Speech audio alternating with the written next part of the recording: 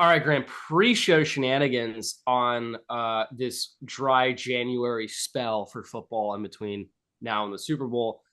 Two things. We have two pre-shows today. One is football related, one is not. So I'll start with that one.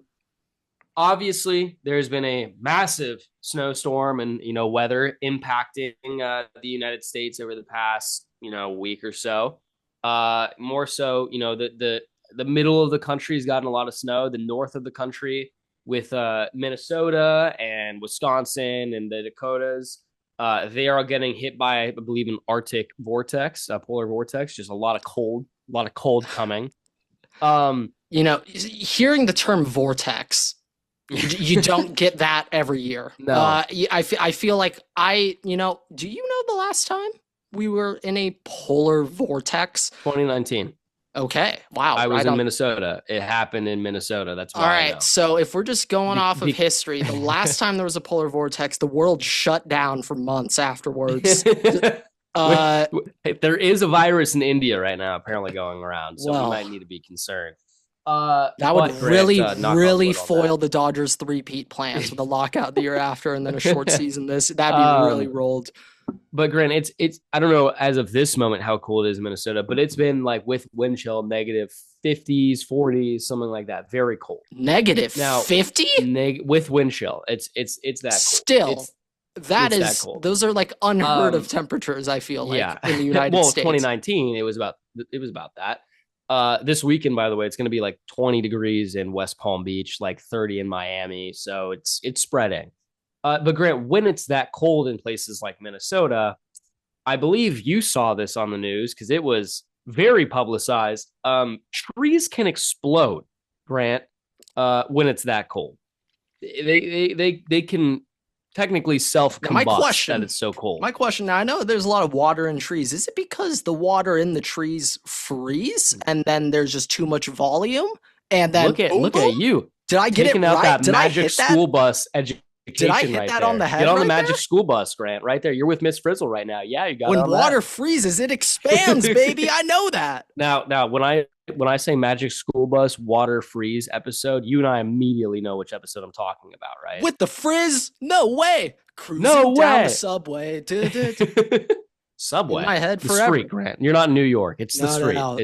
For some reason, in my mind, they say subway. It's the subway. So in my mind, in my lyrics, they say cruising down the subway. Like they're subway surfing. Elite show. I hope real quick, kids that. Is there anything like does the Magic School Bus even compare to Bill Nye?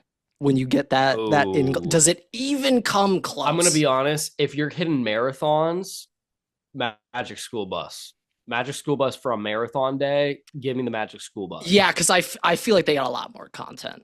A lot more content. A lot more creativity being animated. A little bit longer. And then I'll be honest, Bill Nye slaps, but then after the third, Bill Nye, you're just kind of like, well, I'd say this.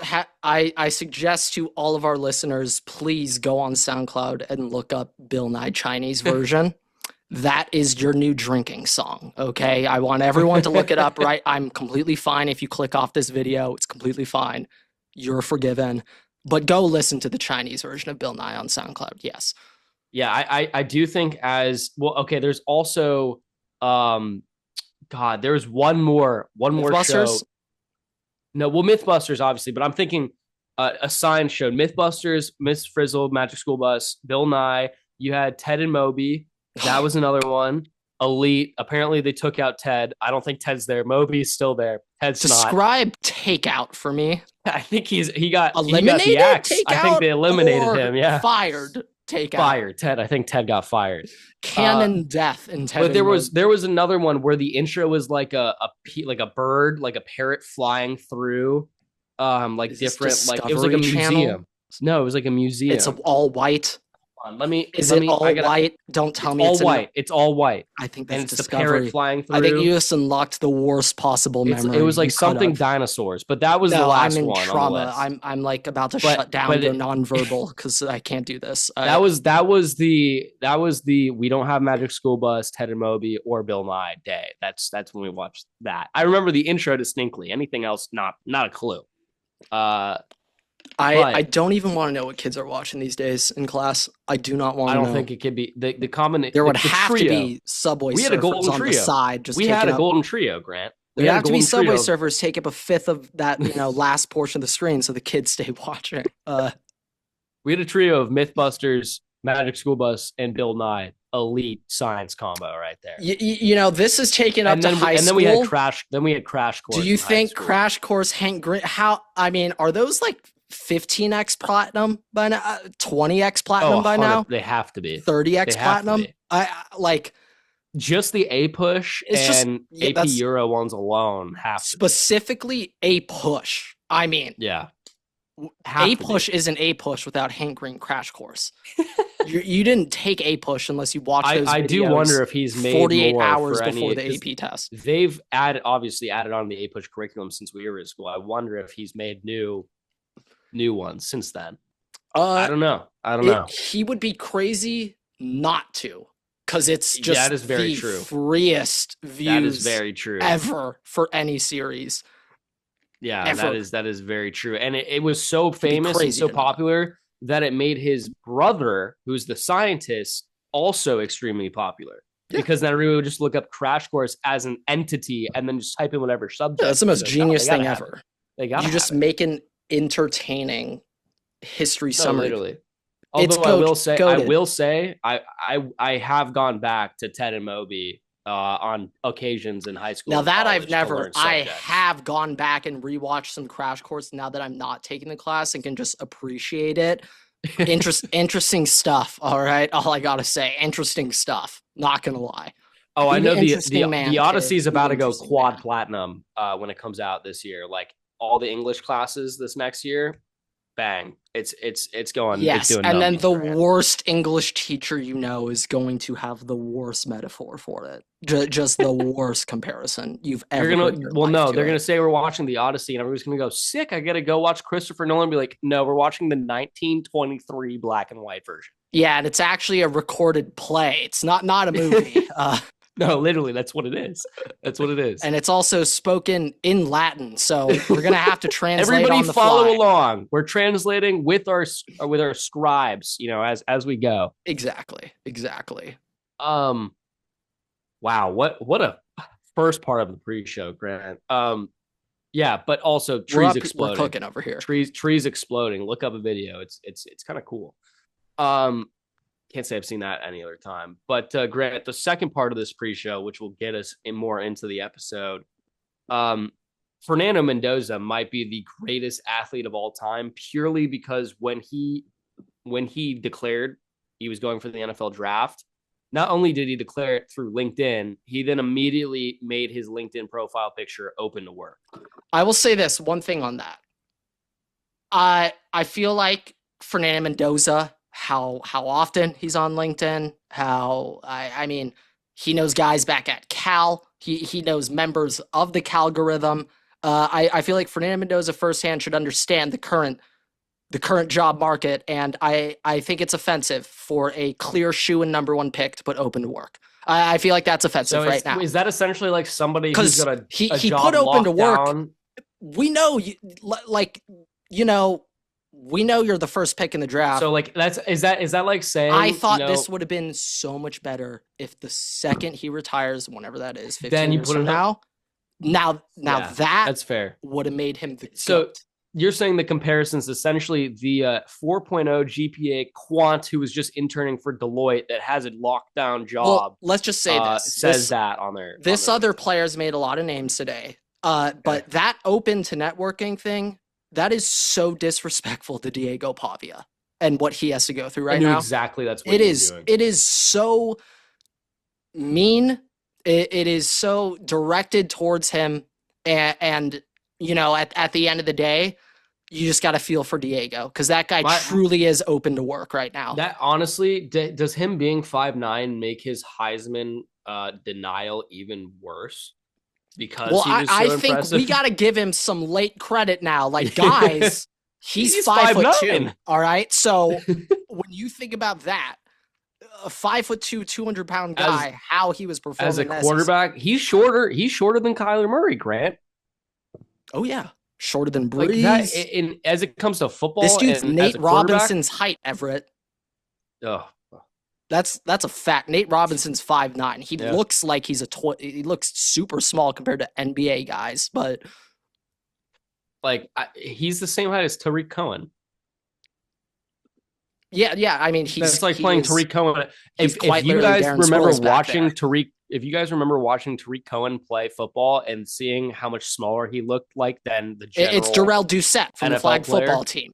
It's him. literally it is.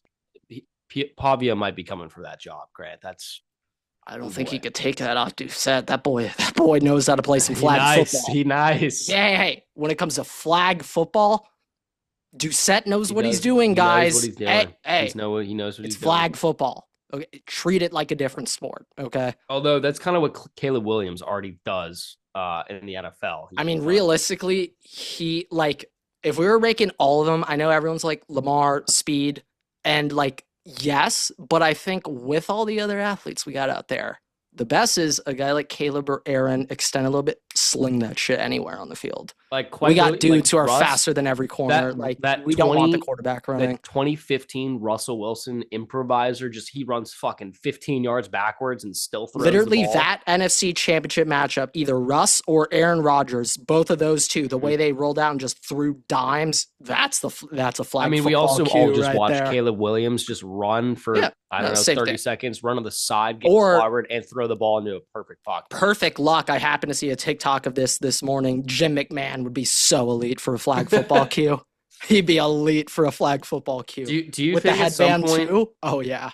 Do you think at some point the Olympic Committee is going to get upset with the talent gap between the United States team and every other country, so they make the United States use retired NFL players? Like, you can't be in your prime anymore. You have to be like 45. I would think that, but I'm pretty sure breakdancing's already back in the next one, so no, they will not care. After Australia, they're like, it's okay. No, if anything, they were like, this was the 4th most watched event of the Olympics. Like, we really need to push Raygun back in this. Can she finish second to last next year? like that's what everyone's asking. Can she move up? Hey, her moving up one spot from last to second to last. I mean, it might be the biggest growth in the history of the Olympics. You know what? Let's get into the episode because I have an Olympics question, and we're going with the Olympics to start this episode. Yeah, Winter Olympics are on, right? Mm-hmm. Yep, it's about to be X Games right now. X Games right now. Winter Olympics in 10 days. Right. Can't say I'm too caught up with that stuff. But all right, into the episode. What is going on, everybody? Welcome back to another episode of the Water Boy Podcast. Today is episode 367. And Bill Belichick is not a unanimous first ballot Hall of Famer. I thought the MLB MLB Hall of Fame is still a way bigger joke, but NFL Hall of Fame, I is the only Hall of Fame we take seriously the NBA Hall of Fame? Well, I really saying that? It kind of was the NFL up until. Am I really about to say that confidently? That's it? Now, yeah. Although, you know, like, we'll dive into it a little bit more. Let's get this Olympics out. We're on it. My question was going to be the Summer Olympics are objectively better than right? Oh, duh. Like it's also calendar of other things going on. It's just baseball that can. Like I think for the Winter Olympics, like snowboarding, a lot of people watch that. Hockey, a lot of people watch that. Other than those two, I don't really know. Like curling, maybe. I will say though, I will always be traumatized by the Summer Olympics for the rest of my life because the 2016 Summer Olympics was my first Hell Week in high school. And like I associate specifically the hurdles. I don't know however many meters. Specifically the hurdle track running event. I associate that with, oh my God, I have to run so much tomorrow morning at 6 a.m. So you couldn't even enjoy Usain Bolt? No, I could not enjoy that Olympics. 2016 could not enjoy that one. Nope. It's unfortunate. It was a good Olympics too. I know. It just made me think about football the next day. You lost a whole year of Michael Phelps and Usain Bolt. And that was like the last great run they had too. I think so. I believe so because I don't think that Michael Phelps was at this last. Didn't miss out on the Ryan Lochte scandal though. I was tapped in for that. That may have been 2012. Was that London? No, I think that was Rio. I think it was Rio. I Oh think yeah. that was I that. I will think say that was though, it. one thing which is kind of unfair, but these 2026 even years with Winter Olympics kind of BS, but they get a World Cup in the summer. So like I prefer this This one cycle. this year of the Yeah. 26th, 23rd than the Yeah. other Olympic Okay, even that's years. that's fair. I will say though, like considering how Four Nations for NHL went last year, I'm Well, fucking well, hyped question, up are for the NHL. professional players allowed to play? Because I think that's kind of been a I'm thing recently where I'm they pretty haven't sure been allowed to play. can NHL NHL players play in the Winter we're, Olympics. we're about to find out. Yes, NHL players are confirmed to compete in the Winter Okay, Olympics this year, perfect. marking their first return since 2014. Okay, so hey, so I did remember. So I did It remember. They was haven't been in relevant, for a minute. but considering how Four Nations went last year, Grant, there's only four teams. Yeah, I'm ready for NFL Is NHL do we Olympic know if hockey. Russia's allowed to They're participate in playing. this? They are. Yeah. Oh shit. Okay. Oh, they're not. They're like no. Views, get views, views. I think the Russia's federation. playing. I think the Federation of Russian Athletes or whatever it was called has Oh, reintegrated into you're completely right. Yep, into you Russia you are now though. completely right. Yeah. Although if NHL players immediately start testing positive for steroids after the Winter Olympics, might have to have another discussion. We'll see. I will say though, obviously I think the first ban things going on Europe, but I'm pretty sure the last ban was because the Russian players were just on steroids for the last They Olympics. were on steroids. Yeah. I think that I don't know if there's still a Four Nations this year or not. I'm pretty sure that the NHL is on break when the I Winter think Olympics start.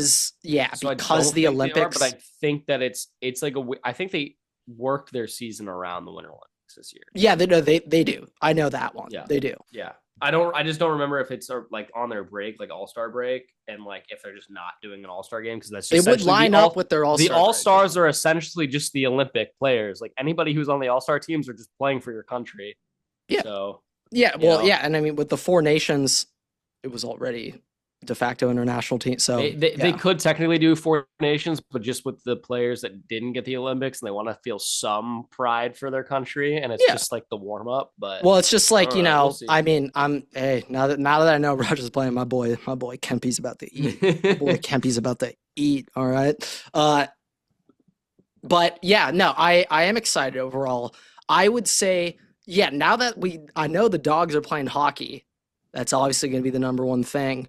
I think though that obviously that and basketball are the most entertaining. Right now, basketball is elite in the Olympics just because the international play has really, really improved over the past 20 years or so. I do think though of all those, none of those come close to the World Cup for me. I'm way more interested in the World Cup.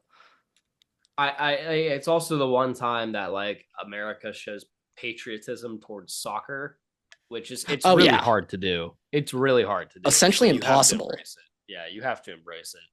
Although we're not, technically, I don't think that we can match up with London, with the UK, like with England. Oh, right, I mean, I have found out, like, I thought they would try to fix that. Apparently, the number one most protected game in every World Cup, it will happen every year, is England Argentina. They will make sure that game happens somehow, some way.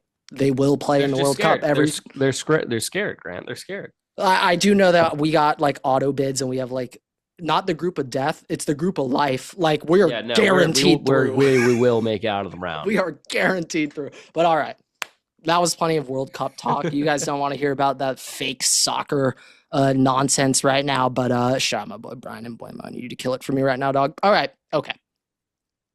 Bill Belichick is not unanimous. First ballot Hall of Famer. That has taken up a lot of my sports mental real estate over the past 24. Yeah. When I first saw this news, I did, I didn't laugh out loud. I didn't even chuckle, but a healthy amount of came out of my nose. A lot of steam came out of my nose when I first read that. I first checked to make sure it wasn't a fake like ball sack account like I was getting. Yeah. Now, when I first read it, make sure I have this correct. Like by like he got 40 out of 50 votes, which means he isn't in the Hall of Fame. Like he has to be reelected next year. Is that what that Yeah, means? he has to go through it again. You have to get 40 of 50 votes, which means he got less than 40 votes. Yeah, I know in the MLB they have a weird thing where it's like their definition of first ballot is it's like you need 67% votes to get in, but their definition is like if you had 90+% votes, you're for first ballot in MLB. They're weird. MLB Hall of I Fame don't know stupid. exactly how the It's NFL's dumb. process is, but I think it's the same thing like every year. Yeah, like I would say this. I never thought I would have to say this, but like I actually have to defend the Patriots team right now. Right now is the fans of the Patriots that are unbearable. That's the reason why you're rooting against them. When it comes to the literal Patriots players currently slash Vrabel, it's none of those guys. But I feel like now even the Patriots fans step aside. I'll do this for you. How Bill Belichick isn't a first ballot Hall of Famers like makes the whole It's NFL Hall of Fame. yeah. Just I don't care. If means Bill nothing to me. Belichick is not a first ballot Hall of Famer, no coach in the history of the NFL ever should be a first ballot Hall of Famer for the rest of time. Yeah. And they need to go back and look at who's been in Anyone the who Hall of was Fame. first ballot in the past, you're They actually need- now not. You need to be out, and you need to now go in second time around, right? Second. But I mean, like it's crazy. Like I know the arguments, I guess, are about like Deflategate and Spygate, but like end of the day, I think you still- that's you- crazy. If that's but your even reason, end of the day, if you discount that, he still has, he what, still has 4? there's still enough Super Bowls that you're still going to be first ballot Yeah, Hall there's of still Fame. 4 if you I'm take away pretty sure Deflategate it's and still 4. Spygate. It's like, okay, if you're going to do Spygate, that, I don't even know if here's they my question. won the Dude, Super Bowl that year. If you're going to do that against Bill Belichick, are you going to do it against Tom Brady? Exactly. Because Are that's you the gonna be standard. consistent? So Tom Brady's not going to be first And ballot. come on, then. we He's a all part of that. know he's first ballot. He's gonna have 49 out of 50 votes. It legitimately is just it's so dumb that people hold like because it's voters are former Yeah, the GMs issue is or coaches or players. The voters Like, think they're so important and they think they actually matter when it's like nobody cares It's about not just you. that. It's also, oh, hey, I was the GM for the Colts and I got pounded into the ground by the So, Patriots. Because I'm either by them still cheating in pissed off Spygate or 40 whatever. years later, I'm not going to No, vote you in. that or it's just like, oh, well, I was the team on the other side of the Deflategate or the Spygate. So fuck you, Bill. I'm not going to vote for you. But it's also how many, like you need 10, 11 people or more. You need 11 people or more who said no. Therefore, there is 11 or more people holding grudges on that. Well, I think it's just Or 10. He only got 40 out of 50. So I yeah, think you 10 need people. 40 or more. I think you I need think it's 40 or more more. than 4. I think it's 41 plus. Okay. Either way, though, that means you have 10 or more people who either don't think Bill Belichick is a first ballot Hall of Fame. If so, Which what the fuck are you doing? Let's start there. If you believe that he isn't a Hall of Famer, forget the first ballot. If you just believe Bill Belichick isn't a Hall of Famer and you're a voter, you're not allowed to vote ever, because how could you logically, no emotion, you genuinely believe he isn't a Hall of Fame coach, you need to be removed from this panel, because how can you come to that conclusion? But second, because I'm assuming that there isn't one person who said no who truly believes he's not a Hall of Fame coach, all of them just did it because they don't like him.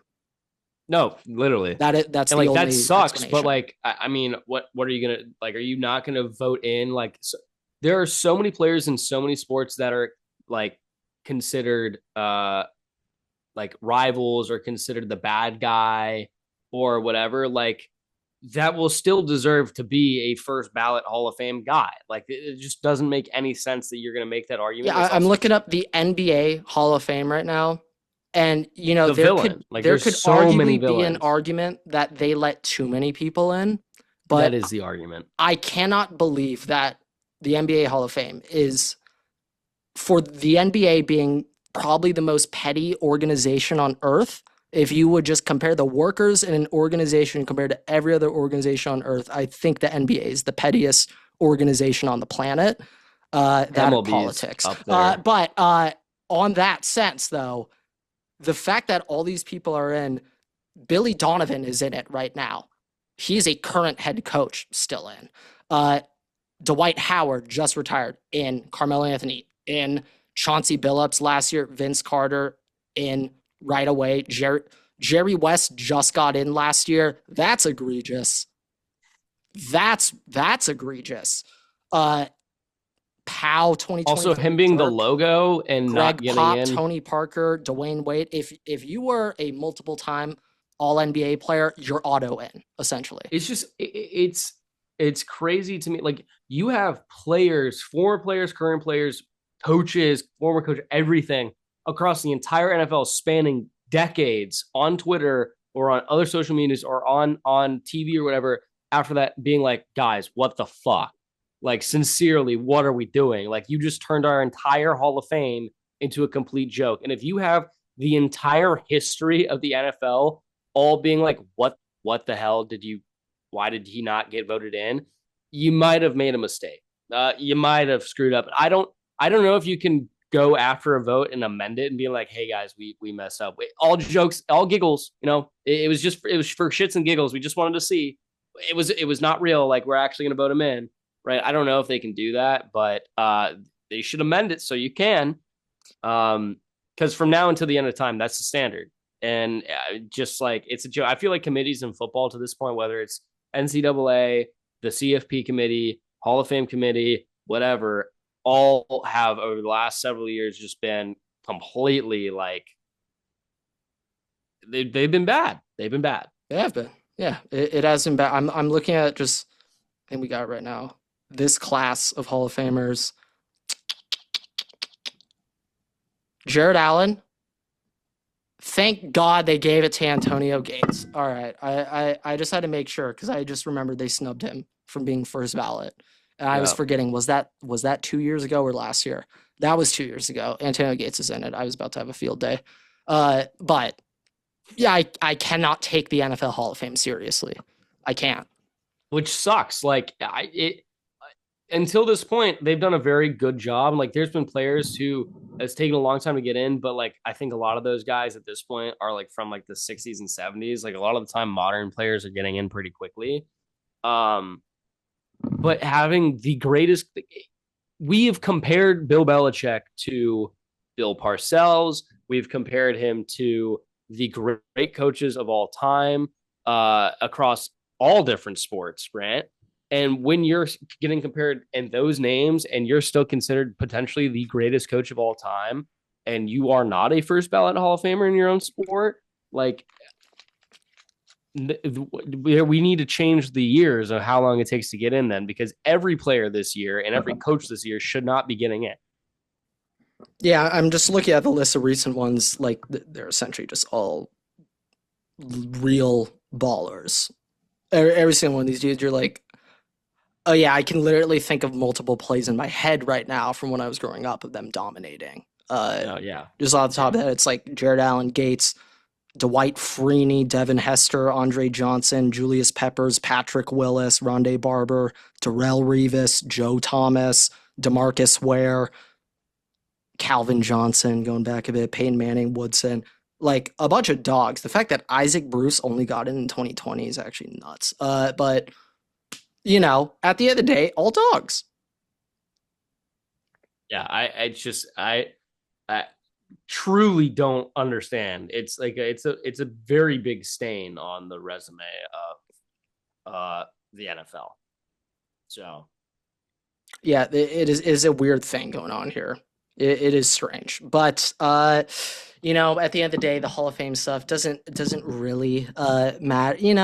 Actually, it does. It does matter. At the end of the day, that's what everybody wants to I'm achieve. now just I'm literally thinking of the Calvin Johnson video of him getting told he was in the Hall of Fame, and you see him just like turn into a little boy crying his eyes out. It's just like, no, that like does mean a lot to them. It's a dream of everybody in the NFL. Like you want to play good enough to be in the Hall of Fame. Like you want to win Super Bowls, you want to be Pro Bowls. At least right now, the guys up for Hall of Fame, they retired 5, 6, 10, 15 years ago. All those guys played in an era of the NFL where you never pat yourself on the back for anything. You never ask for approval or praise. You shut up, you work, and you're about the team. And all those players, it was never about themselves when they were playing. And they do want that one moment where they could finally be like, yeah, I actually did pretty good in my career. It could be about me for the day. Yeah, I mean, like a lot of those guys played for a really long time too, and like that's a big wear. I'm specifically thinking Calvin Johnson right now. I mean, that dude quite literally, he deserves like maybe 5 years of flowers for the services he gave to Detroit. That's quite literally definition of service time. Like he's a war vet, Grant. No, literally, he was just accruing, trying to get past Arb as quick as possible, just trying his best. But all right, Grant. I mean, talking about coaches, this I think is the best turn here. The Browns, Grant. The Browns. Okay. Where Bill Belichick started, but the Browns have hired Todd Monken. Now, whatever. Go on. They hired Todd Monken as their new head coach. All of this, remember, they were trying to keep Jim Schwartz. They were thinking about going with a young offensive-minded guy in Grant Udinsky or Nate Schlise, or whatever his last name is. Didn't end up going that direction. Jim Schwartz looked like he was going to end up being the head coach. All the while, we're all seeing Todd Monken as a head coach candidate. And we're all like, there's no way he's going to be the head coach. Browns do the unthinkable. They hire Todd Monken. And Jim Schwartz now is saying he doesn't. Are we sure it's the unthinkable, or is it of course they did? Yeah, of course they did. But now after all of that, after all the time, like the Browns had such a hard time finding a head coach because they wanted to keep Jim Schwartz there. Now that they found a head coach, Jim Schwartz does not want to be there. Of course, for the Browns. Naturally, how else would this go? Which is the funniest thing. Chargers incoming DC now, by the way. It's going to happen. But still looking. Still available, but yeah, might be on a Zoom right now, Everett, as we're talking. They might also be on a Zoom. I don't think Todd Monken, in my perspective, was ever an idea of a guy that I thought would be a head coach following this season. I know that he had MVP Lamar, but like as an offense, I don't really think that he's been like an elite guy that I thought deserved a head coaching job. Maybe he can do better with the Browns, but I don't know if he's going to do a better job than Kevin Stefanski. Like Kevin Stefanski, I think is miles above where Todd Monken was and is as a coach. So just interesting there. I think Zach Taylor might be the best coach in the AFC North right now. Yeah, can we real quick just go through them all? Zach Taylor Bengals. All the head coaches? Yeah, Zach Taylor Bengals, Todd Monken, Cleveland Browns. Ravens is Jesse Minter. And the Steelers is Mike Fat Carthy. All right. Yeah, no, unfortunately it is Zachariah Taylor. Zach Taylor somehow, Taylor is the best head coach in the AFC. Fake it till you make it, folks. And Zach Taylor's the perfect example. I mean, definition. You look at a dictionary, it's right there. There's no man who has faked his way to the top as hard as he has. Brandon Staley. Kind of, but like the writing was on the wall right away and he got fired quick. We know Zach Taylor should be fired, yet he keeps his job. So like at this point, I'm not really confused because the Bengals ownership group is quite literally, I was going to say the most incompetent. They aren't. There's many MLB franchises that are worse. They're top 8 in American sports franchise for being poorly ran. Top 8 worst ran. Twins are right there with you. Hey, I said a lot of MLB teams. I know. I said a lot of MLB teams. I know. I did see the other day, not to move the subject, but I did see the other day that Jim Pohlad, who's the owner of the Twins, was personally calling season ticket holders, begging them to re-sign the season tickets and like ask them what they didn't like that's going on with the team. And like 80% of them picked up the phone, either thought it was fake and hung up or heard him, realized it was Jim Pohlad, and then still hung up. Oh, I was like, and then the floor is yours. Then you have the other remaining. The owner is literally on the phone with you. You had a remaining 20% that did realize that. We're like, we're still not going to re-sign our season tickets, but I'll tell you what I don't like. Everything, right? Everything is bad.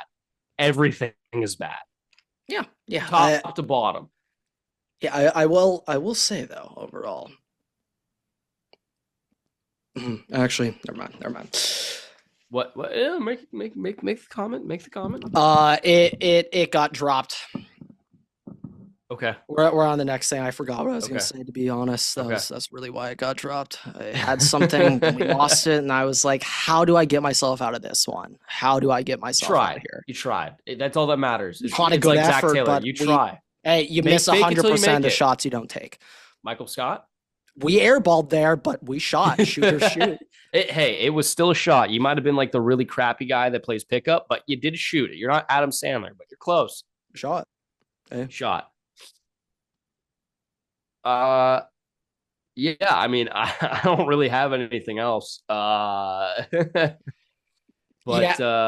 yeah, it has been interesting past couple days. I have a revised Arthur Smith opinion. Oh boy. Thinking about this a little bit more. Now, Arthur Smith's offensive philosophy, it actually slightly concerned me because, believe it or not, Everett, it's actually pretty similar to Ryan Day's current 2024/2025 philosophy. Right now, for some reason, Ryan Day loves 13, not Caleb Williams. He loves 13 personnel, and he loves tight ends. I don't know why, because at the start of this whole Ohio State Ryan Day thing, it was let's throw. And now he's like, let's go 13 all day, which horrifies me because Arthur Smith is Mr. 13. His name essentially is 13 Arthur 13. Smith. So that concerns me. But another thing I think that Ryan Day enjoys about, I'm thinking of this Matt Patricia hire, specifically, I'm thinking of the Tim Walton hire, DB coach. I think he really likes NFL guys first because it's just like, it just gives you a bump in recruiting. I think really like kids will just. It's just cool. It's just cool to be like, I get to work for credentials, things for a former NFL coach. Yeah, I want to do that. Many reasons why he's just going after former NFL guys. But I also think another thing is Arthur Smith, although it was just OC, lost NFL head coach job. I know. I still believe Arthur Smith isn't the type of guy to just roll over and do whatever Ryan Day says. Yeah, I think if he was like that, I don't think Ryan Day would have hired him. And I think last year, Brian Hartline is a Ryan Day offensive philosophy, OC play calling, which he didn't do a very good job of. But in terms of literally play calling, not wide receiver coach, play calling, he's a Ryan Day disciple. He thinks the exact same thing way Ryan thinks. Which I mean, when you were with Urban Meyer is not necessarily a bad thing. Like, I don't like blame him for it. Like, obviously, the only time Brian Hartline's ever coached in his life was under Ryan Day at Ohio State. Duh, that's how he's good. But because of that, I'd imagine there wasn't much pushback in offensive meetings. And I'm talking in April. I'm talking in May and June.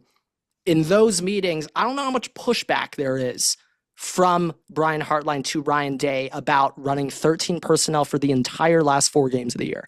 I don't think there was much pushback. I mean, and Brian Hartline was also halfway up the door.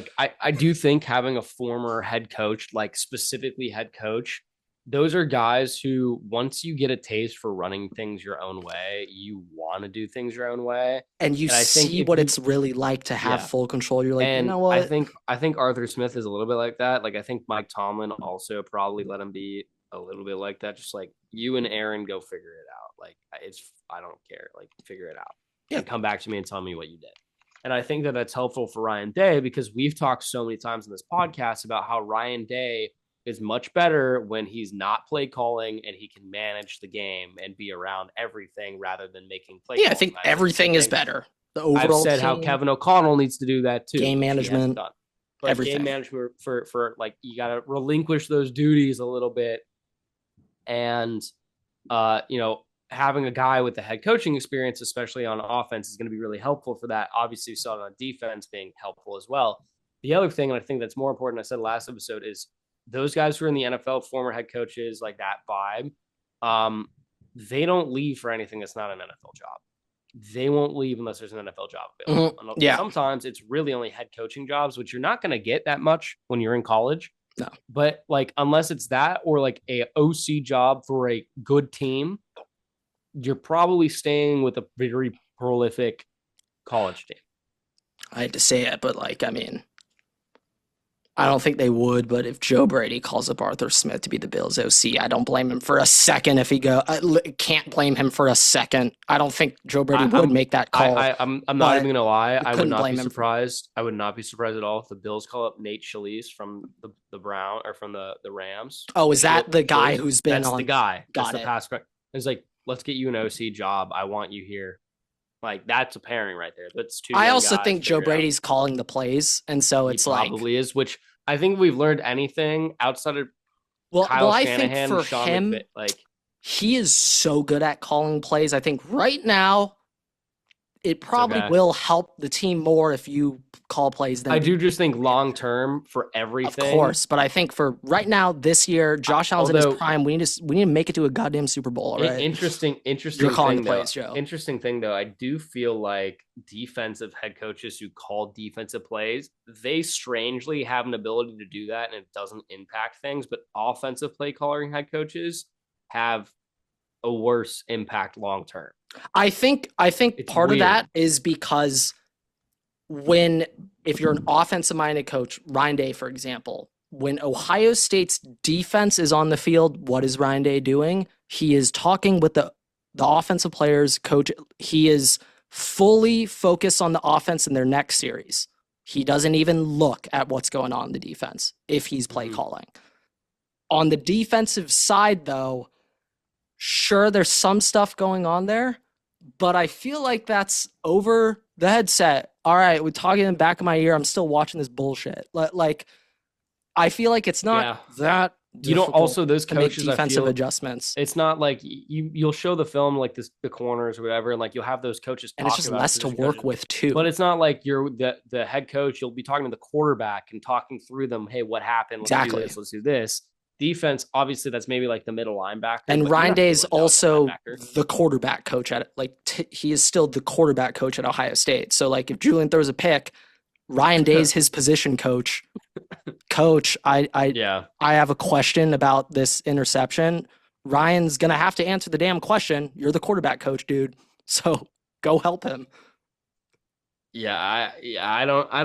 That could honestly be a bigger problem. That might actually be the problem right there. That Ryan Day's the QB coach, and hey, I don't know if Arthur Smith is going to be a QB coach for him, but sometimes you do have. I'm pretty sure. The position coach. I'm not even trying to say. I'm pretty sure he's been tight end coach. Arthur Smith. Yeah, that doesn't necessarily. Because I know we're having an internal promotion. Keenan Bailey, he was going to be the OC. He's being internally promoted tight end coach to wide receiver coach, but he was Brian Hartline's GA for a while, and he just became tight end Grant, speaking about college football, let me tell you the coaches clinic the Florida Gators are putting on right now. This is, I think, March 27th, 2026.